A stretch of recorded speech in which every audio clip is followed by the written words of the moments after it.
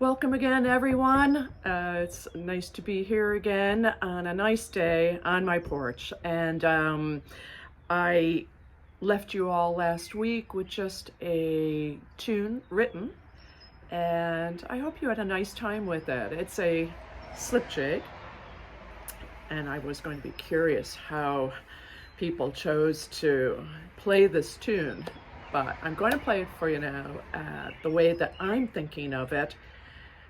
And slip jigs can have different kinds of rhythm to them. This is the kind that wanted to be slower, and I think of it as, instead of a slip jig, which is, you're doing 3 groups of 3, and you're kind of maybe punching the first note of each group of 3. So it can be a slip jig can be da da da da da da da da da da da da da da da da, and if I'm tapping to that, I'm kind of going.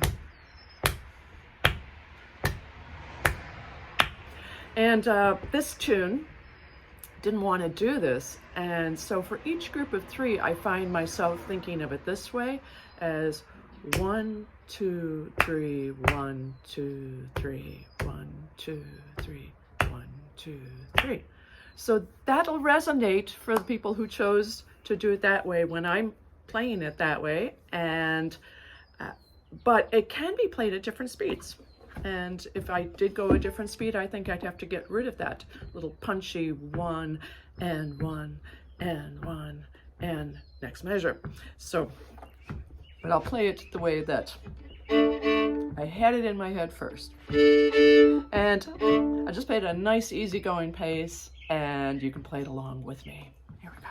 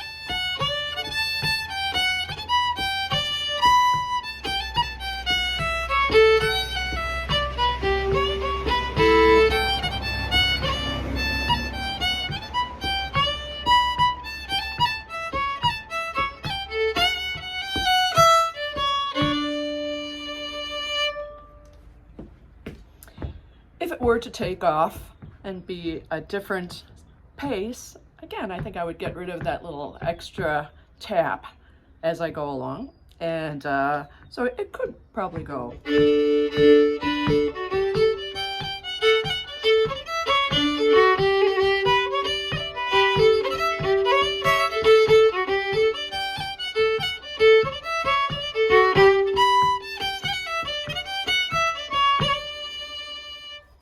I was thinking that when I was getting to that high note,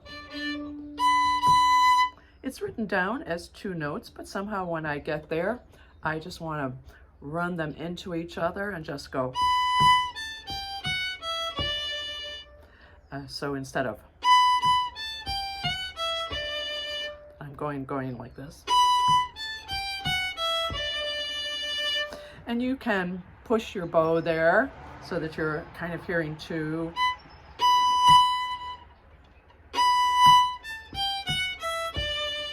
Or you can be really subtle, and when you get there, you're just going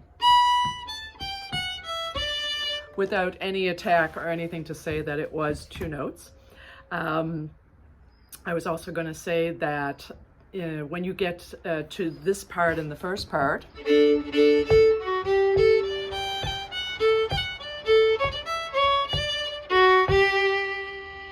so I'm doing a roll there, and I'm doing a roll where I'm hanging on. So it's almost like I'm going. I'm doing it all on one bow. But you could also decide to do a roll that was on the front end of that note.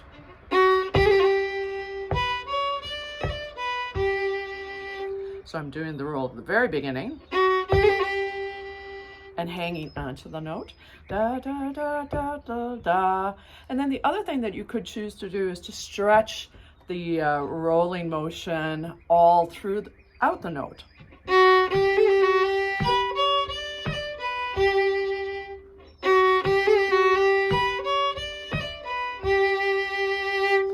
So you can try each of those because you know the tune is played first part twice and it comes back and it does it again.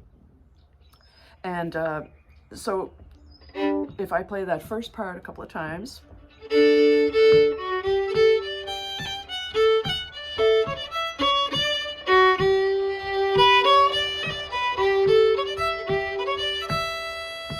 so I decided to just play a long G there, and now.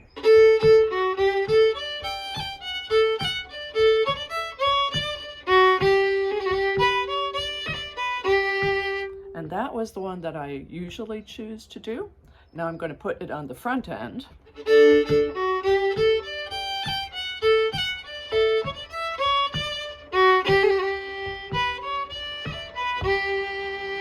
It's the rarely used front end roll. And then this is, if I play it and I really stretch that roll out to make it almost like this. And then it'll sound like this.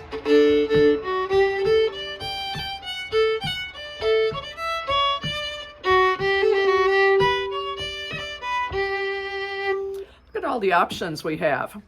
And I'll tell you one other option you do have with this tune is that you can really play this all down a string. Now that's for the fiddle players, but instead of starting with A, introduction note A, first note of the tune, but you can play it all down here.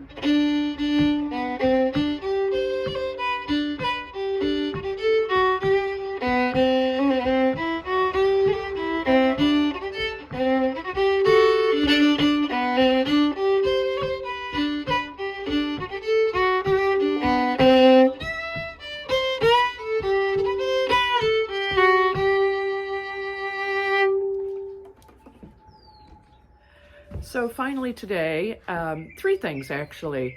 One is that I really have had an issue with my left hand, and I've been changing my position. And just because my hand is telling me you can no longer play your old way. So I was very much a collapsed wrist fiddle player all my life. And you can probably notice that sometimes when I start a tune, sometimes a little bit out of tune, and I'm shocked too. So, and it's really a result of trying to get used to this new position of just having my hand up. I still look a little collapsed when I'm looking at myself in the phone there, but yeah, and this is helping me to avoid a cyst that has appeared in this wrist, and also arthritis in there. Okay, I'm telling my age now, but yeah, it's been quite a struggle. And I'll just say that I've had different people, medical people, things like that, look at it. But one thing that I've been doing over the last couple or 3 months is that I've gotten together with a gal that you can look up just in case you have any problems with your hands. Boy, this has been a real find. I've also gotten together with her privately, but she has these lovely videos. So if you have any problems with neck and position, she just has all kinds of things about how your hands and your shoulders and your neck and everything can support this crazy business of playing the fiddle. I'll just say her name is Sophie Till. Sophie is spelled Sophie, and her last name is Till, Till. And I'm not saying anything to her about saying anything on here, although I probably should have. But Sophie Till, and I can find these videos on YouTube where it's Sophie Till. Well, maybe, yeah, she has a website too, sophietill.com. But I think if you look her up, she has, yeah, gone through training and all for just help with the body and all. And yeah, she told me she was the first person really in no uncertain terms that you can't play the way you always did because your body's not letting you do it anymore. Although she did say this very nice thing about your body's been amazing because it has let you do it for as long as it did. But anyway, yeah, so for anybody that's out there that's having any issues, boy, it really was just helpful to watch, and they're just out there. I've been trying to make up some tunes for this little gig that maybe I'll tell you about next week. And so it's just really involved writing some tunes. And I have ones that I'm thinking, yeah, this is on for sure, but I'll throw on this little tune for you if you'd like a new tune. This is a reel, and I don't know what I'm going to do with it, but it's kind of nice and it's kind of trad. And finally, I was thinking, because every once in a while I look through old tapes and all, and I was very surprised one day with a tape that I had gotten from Patty Clunan, a accordion player here in Chicago, from years ago. And I thought the tape was just one thing, but then he had thrown a little something on the second half, the B side of the cassette tape. And it was a little bit of a tour that he was on and I was on in 1971 in Ireland. And I have this nice little moment, like I never knew it existed after that tour when I was 14, maybe turning 15. And I was playing for Michael Flatley with our dancing school. And I was playing a set dance that was newish at that time that was called Fiddler Around the Fairy Tree. And whatever about my playing on this, it's fantastic tapping from Michael Flatley even then, and I'm pretty sure he was maybe a year or a year and a half younger than me, so he would have been like 13, maybe just turned 13 on that tour. So our young selves, and I'll attach a little recording of that. It's not a great, it's just from my phone, from the cassette to my phone. And here's this reel for you who are mad about learning new tunes. I'd love to know what you think of this one. Till next time, here we go.